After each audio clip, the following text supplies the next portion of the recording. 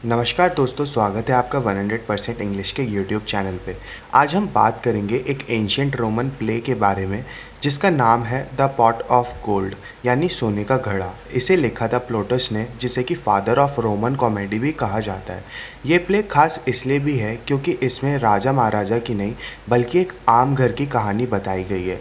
एक middle class family जिसमें grid, love, misunderstanding और कॉमेडी सब कुछ मिलेगा। कहानी शुरू होती है रोम के समय में, जहाँ लोग मानते हैं कि घर की रक्षा एक डिवाइन स्पिरिट करती है जिसे लार कहते हैं।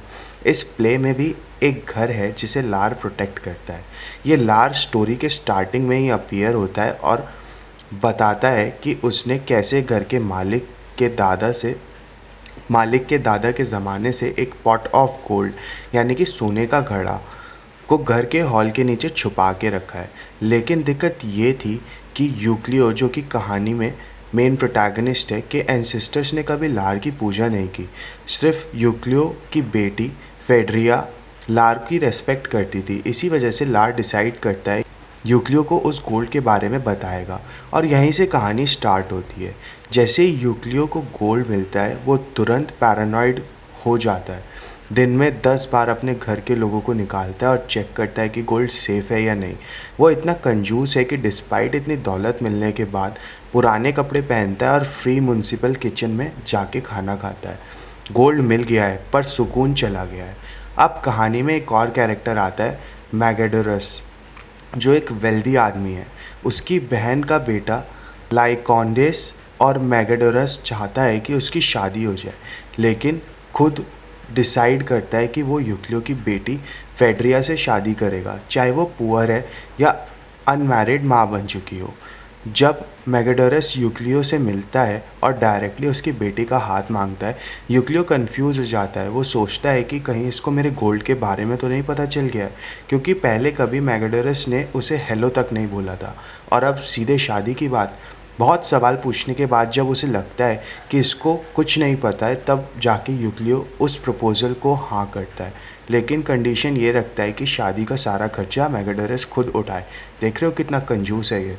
जब घर में शादी की तैयारी होती है तो यूक्लियो और ज़्यादा इनसिक्योर हो जाता है, क्योंकि शादी वाले घर में तो यार देखो बहुत सारे लोग आते हैं।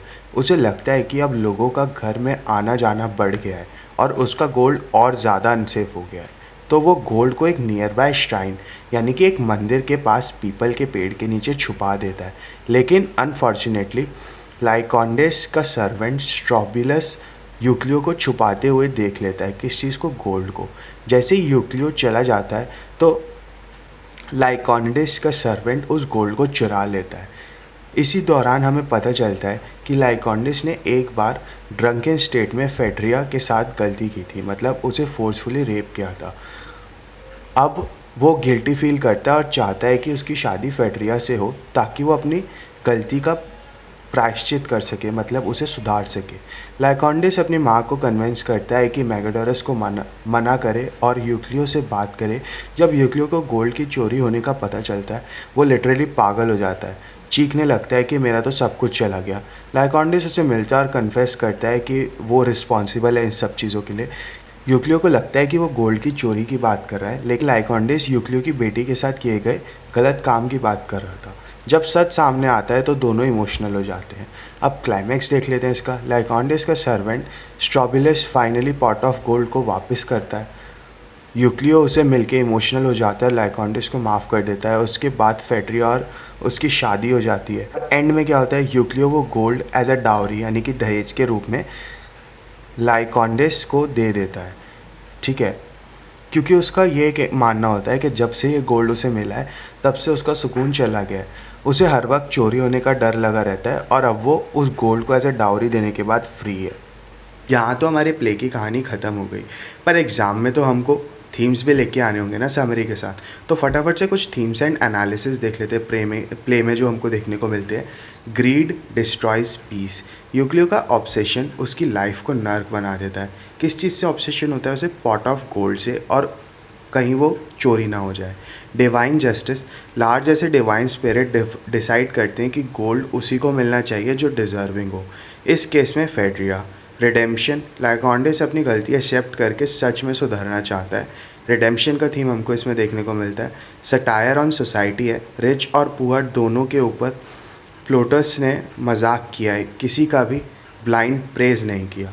तो दोस्तों, पॉट ऑफ गोल्ड एक एंशिएंट रोमन कॉमेडी होते हुए भी आज के ज़माने में काफ़ी ज़्यादा रेलेवेंट है। ग्रीड, गिल्ट, रिडेम्पशन और एक नॉर्मल फैमिली की स्टोरी, सब कुछ इसमें हमको देखने को मिलता है। इसलिए तो यार हम ये यूनिवर्सिटी के सिलेबस में आज भी पढ़ रहे हैं। तो अगर आपको पॉट ऑफ गोल्ड अच्छे से समझ आ गई है तो फटाफट से वीडियो को भाई लाइक कर दो और शेयर कर दो और चैनल को सब्सक्राइब कर दो, क्योंकि 100% इंग्लिश पर मिलेगा आपको इंग्लिश लिटरेचर से जुड़े अपने हर एक सवाल का फुल प्रूफ सल्यूशन। मिलते हैं फिर अगली वीडियो में, तब तक के लिए happy studying and best of luck for your upcoming examinations.